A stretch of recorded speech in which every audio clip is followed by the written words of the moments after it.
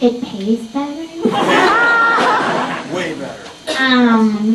And yeah, you don't have to worry about lip flaps, which is pretty awesome. And you get to work sometimes with the Japanese creators and stuff, which is kind of cool. Sometimes you won't even have, like, there was a game we worked on where we didn't even have any animation, we just had pictures to look at. We're like, look at these pictures! Now, voice! It's like, okay! But it's fun. I have two things I think of. One would be, a lot of times you won't get cast in an anime series because you don't live in the city in which the anime is being made, because it's an ongoing episodic production. But you could get cast in a video game because it's a one-time recording. You go for a few days and you record this character and then you're done. Another thing is, video games have a lot of fighting sounds. Now, if you're somebody who likes to rupture your larynx, video games are for you. You know, whereas, you know, in an anime series, if a character throws a punch, you make the sound of throwing the punch. In a video game, you make the throwing of the punch 14 times. And a big punch, medium punch, little punch. Kick in the stomach, big, kick in the stomach, little. Trip, trip, trip. Die, die, die. Big die, little die. Medium die. I mean, and then it's just tons of all those in-game sounds. So that's another big difference. Yeah. I mean, how much would you love playing a game where, like, every time he hits, he's like, I think we I have get tired. I have. Yes, sir. What games have you guys worked on? Ooh.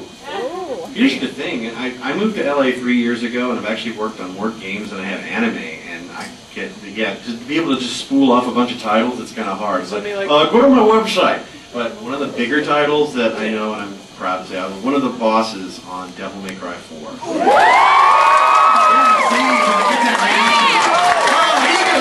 I feel good. You have to kill me on the 4th mission.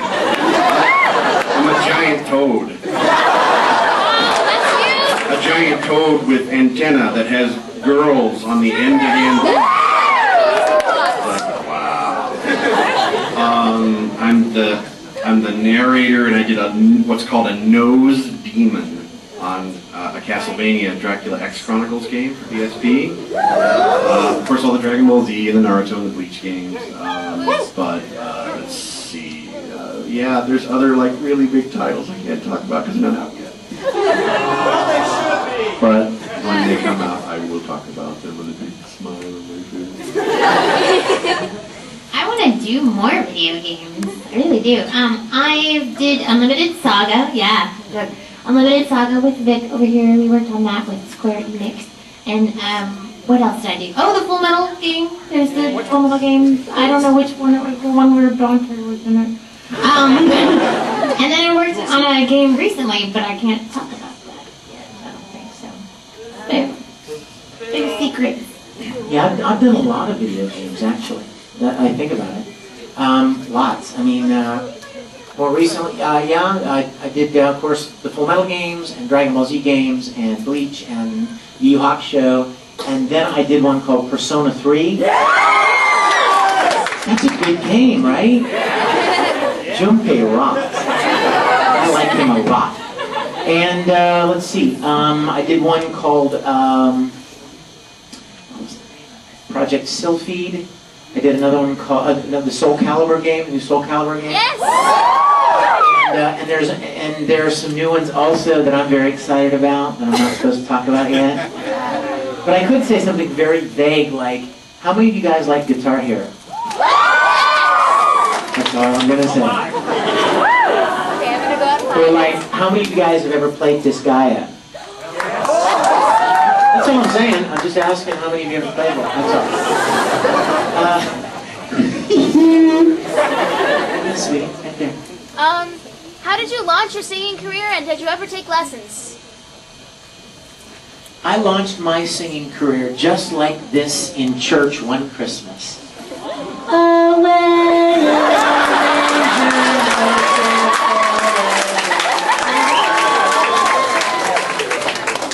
Yes, that's the beginning. And the shepherd's hook came and went. I'm So jealous! No, I started there, but then I've been singing my whole life, ever since I was very young, and it's something I just love to do. I've written and produced an awful lot of music. I've been writing and producing music twice as long as I've been voice acting. And hey, we're in Texas. You guys know Academy Sports and Outdoors? Academy Sports and Outdoors. The right stuff, the right. I wrote that. I do a lot of commercials. I used to, and I do more voice acting now. But I used to write a lot of commercials for ad agencies. I produced an album for a Christian band called DC Talk. I have a studio in my home, and I know that a lot of you have heard songs of mine on the internet. So come to the concert tomorrow. No shameless plug there. Yes. And no, it's just a gift from God. I have to say that because I would get in trouble if I took credit for it. I don't deserve credit. It's just a gift. And you all have gifts of your own. Whether you're a great artist or you like to sing or you like to act or you like to draw pictures or write as a writer. We all have different gifts we've been given, and that's just one that I sure love to do. Yes, in the blue. Is there anything special that you do to your characters?